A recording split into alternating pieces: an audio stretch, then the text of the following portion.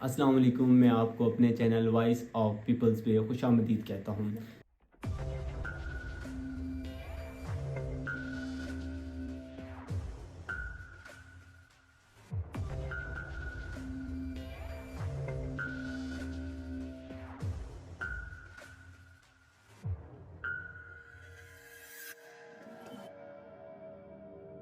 ये मेरी आज की पहली वीडियो है जिसके लिए मैंने कोहनामश सहाफ़ी और मुदब्बिर नजम सेठी का इंतखाब किया है।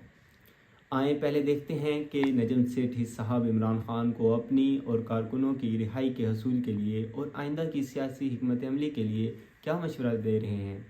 तो चलें पहले सुनते हैं नजम सेठी साहब को। Welcome back to the show. और अब वादा निभाएंगे, आपके सवाल शामिल कर लेते हैं अदील अहमद साहब ऑस्ट्रेलिया से।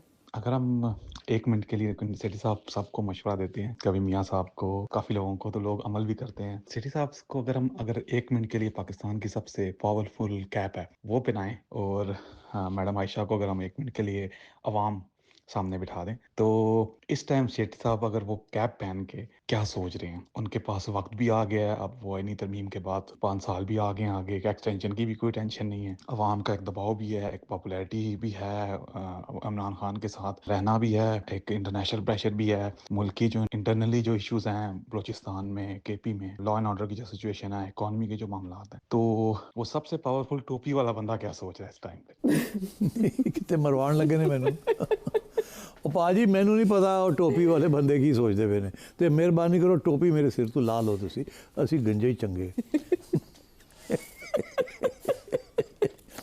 अच्छा आइए अब कि what is my advice to everybody इस मुल्क की जो क्राइसिस है उससे निकलने के लिए। अब भाई मेरी एडवाइस इज़ मीनिंगलेस। यहाँ इतने इतने बड़े घोड़े और हाथी एक दूसरे को साथ टक्कर ले रहे हैं, who is going to listen to me. मगर बात सीधी सी है, कोई ज़्यादा टेढ़ी नहीं है। अगर ये बात समझ आ जाए सबको तो जल्दी मसले हल हो सकते हैं।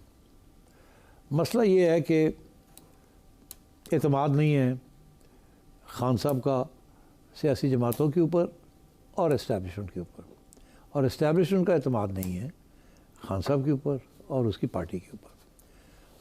अब इसको एतमाद कैसे वापस रिस्टोर किया जाए ताकि ये मामला आगे बढ़े और मुल्क के नुकसान ना हो जाए इसके अंदर। जो हो रहा है आप देख रहे हैं, ये इंटरनेट डिस्ट्रप्शंस हो रही हैं, लॉन्ग मार्चेस हो रही हैं, फॉरेनर्स इन्वेस्टमेंट रुक गई है यहाँ, लोग बिज़नेस डील्स करने के लिए नहीं आ रहे, सरमायादार यहाँ से उठ के बाहर जा रहे हैं, तो बाहर से यहाँ कौन आएगा, and so on and so fourth. तो अब बात यह है कि अल्टीमेट गोल क्या है जिसके साथ मसला एक कुछ हद तक हल हो सकता है। वो ये है कि एक नई इलेक्शन हो जाए। सबके जहन में यही बात है कि अगर एक फ्री एंड फेयर या relatively free and fair election हो जाए तो शायद उसके साथ कुछ मसले हल हो जाएं।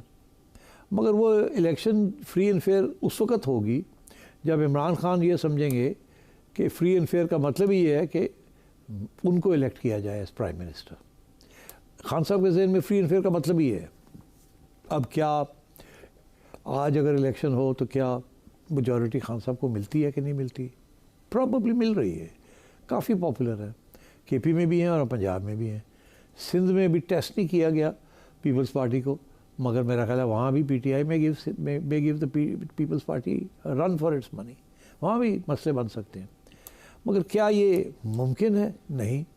कोई इस्टेब्लिशमेंट, कोई सियासी जमात, नून लीग हो जाए, पीपल्स पार्टी हो जाए, और जो इनके साथी हैं, कोई भी ऐसी पॉलिसी के ऊपर अंगूठा नहीं लगाएंगे जिसके साथ उनका खात्मा है। तो ये हो ही नहीं सकता। तो इसलिए इस बात को छोड़ ही दिया जाए तो बेहतर है। जो हो ही नहीं सकता कि आप सबको कहेंगे जी खुदकशी कर लें और हमें election free and fair election दे दें। उसके साथ तो नून लीग भी गई थी, पीपल्स पार्टी भी गई थी, सारे गए। तो ये तो हो नहीं सकता। So let's do something that is possible. अब पॉसिबल क्या है जिसके साथ खान साहब का भी मसला हल हो जाए और बाकी लोग जो हैं उनके भी मसले बढ़े ना, कम हो जाएं। वो यही है कि एक आज नहीं, कल नहीं, परसों तय हो जाए कि जी 4 साल के बाद इलेक्शन नहीं होनी, 3 साल के बाद होनी है। खान साहब ने 2 साल तो काट ही लिए ना इन द विल्डरनेस, जंगल में।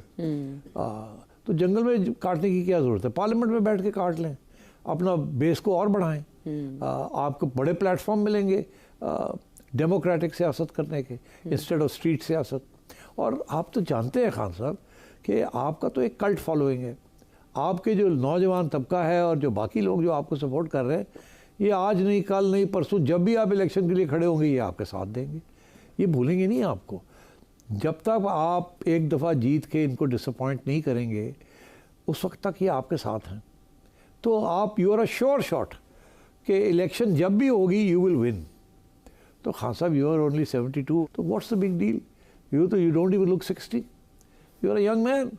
बाकी तो सारे बड़े तोते होते जा रहे हैं, they are going to pop off one by one and you will still be the handsome young man of Pakistani politics. तो आप सब्र करें, let this process be over, economy stabilize हो जाए, नेशनल सिक्योरिटी के बड़े थ्रेट्स हैं एंड यू नो इट, कितने थ्रेट्स हैं। And don't rely on America to bail you out, they are nobody's friends. So therefore find a way to make a negotiation.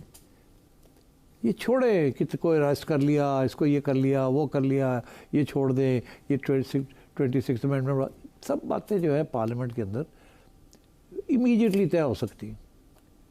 सब कुछ रुका हुआ है आपकी वजह से। मेक अ कमिटमेंट, और वो तरीका उसका जो मोडस ऑपरेंडी है, किस तरीके से ये बात को आगे बढ़ाना है, वो बड़ी आसान है, वो we can work it out, it's not an issue.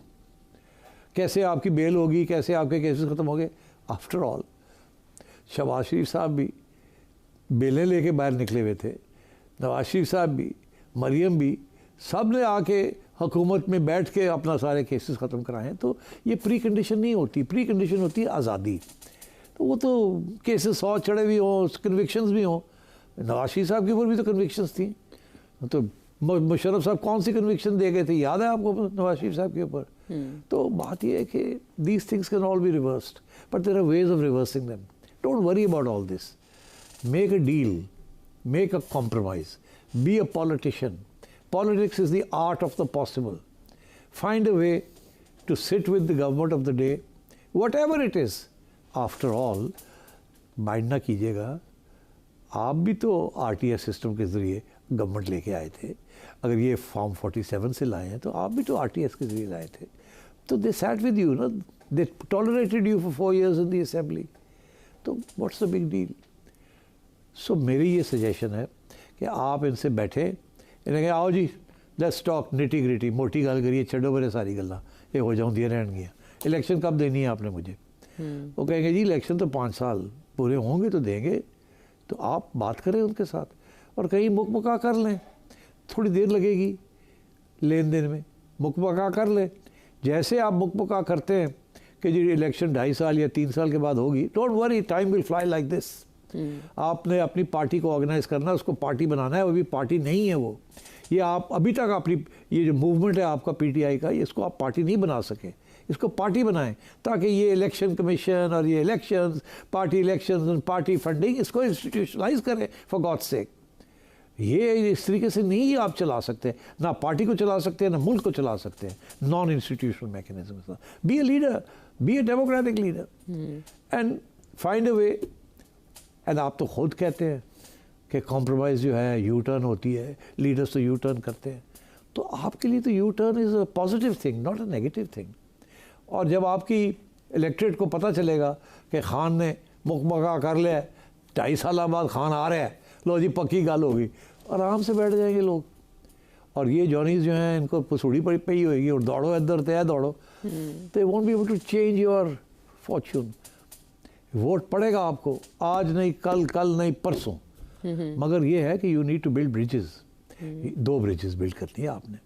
एक के पार्लियामेंट, कॉन्स्टिट्यूशन, जुडिशरी, इनको इफेक्ट इन्होंने आपने पहले किया, फिर इन्होंने किया, ये चीज़ें बंद कर दें। इस किस्म के भी एग्रीमेंट्स, चार्टर्स बनने पड़ेंगे। But more important you have to understand that आज आप एंटी इस्टेब्लिशमेंट बने हुए, इससे पहले आप प्रो इस्टेब्लिशमेंट थे और वो वक्त दूर नहीं है, आप फिर प्रो इस्टेब्लिशमेंट हो जाएंगे। So prepare for that, get out of this anti establishment mode, prepare for a mode that you will say again कि we are on the same page, जैसे ये गवर्नमेंट कह रही है we are on the same page, because you are not a revolutionary, you are not an anarchist. Frankly, I wish you were a bigger Democrat than you are, ऐसे ना करें. The country is not suffering because of this crisis. And problem वही है कि एक simple सी चीज़ थी, if you had agreed उस वक्त तो इतना इशू ना बनता. क्या इशू था? एक बंदे की अपॉइंटमेंट के ऊपर था ना. आप किसी को चाहते थे और लोग डरते थे कि आपने उसको बना दिया तो फिर आपके इरादे ठीक नहीं है. तो क्या हुआ? You ended up in this situation. वो भी और इसको भी आपने रिड्रेस करना है. बट ऐसे नहीं रिड्रेस होगी. It will be redress through a compromise. और मेरा ख्याल है it is not difficult to make this compromise. But you have to be a politician, and I think you can do that. Take the country out of crisis, be a politician, make a compromise, come back into power. That is what all politicians have done. Nawaz Sharif साहब ने 3 दफ़ा किया है. 3 दफ़ा. Peoples party ने 3 दफ़ा किया है. Sacrifices भी किए, मार भी खाई है और फिर compromise करके back in power. तो learn something from them. And also उन्होंने एक दूसरे को टॉलरेट भी किया है और वर्क भी किया है एक दूसरे के साथ. And that is what a multi party system is about. तो ये जो आपका फ़लसफ़ा था ना कि फ़ौज मेरी है, फ़ौज जो मैं कहूँगा वो करेगी, मेरे सियासी अपोजिशन वालों को सबको धरेगी, उड़ा के रख देगी, मैं फ़ौज के साथ मिल के 10 साल हुक्मरानी करूँगा. ये गलती भुट्टो साहब ने भी की थी. जुल्फ़िकार अली भुट्टो ने भी ये की थी 1971 की डिबैकल के बाद. क्या हुआ?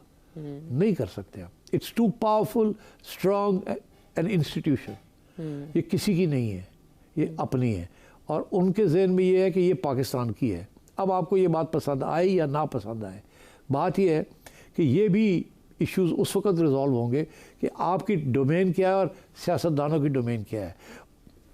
ये हाइब्रिड रेजीम है, इसके क्या कॉन्टूर्स हैं, इसको भी आपको अब तय करना पड़ेगा.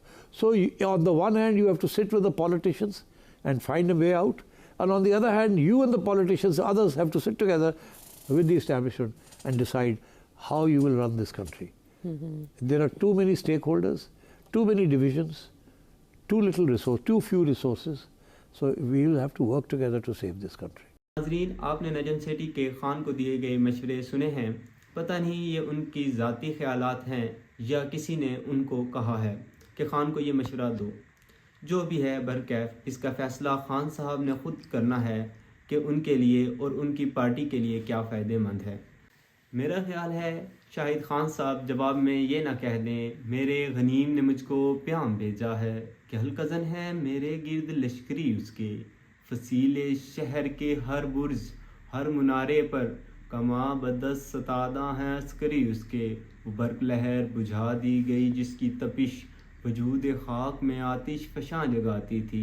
बिछा दिया गया बारूद उसके पानी में वजूए आब जो मेरी गली को आती थी.